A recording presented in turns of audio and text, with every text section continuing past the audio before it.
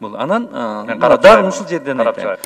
2 ай элдер жумуш кылбай отурушты дагы жумушка уруксат бердиңиздер. Мухаммедкалый Дүйшөкөевич, уруксат бердиңиздер. Чык мейли таксисине, баягы чач тарашына чыккан күнү патент талап кылды да.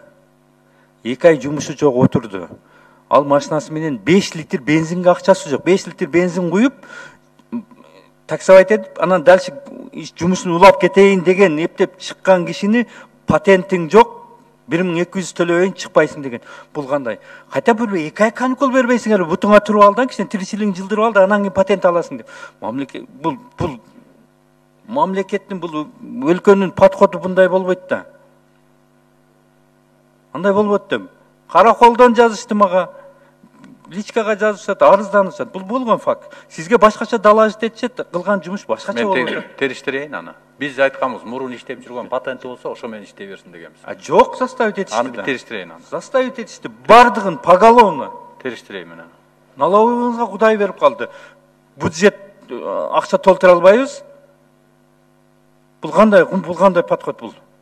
Жалганда айтат аласыз буларыңыз. Териштириңиз.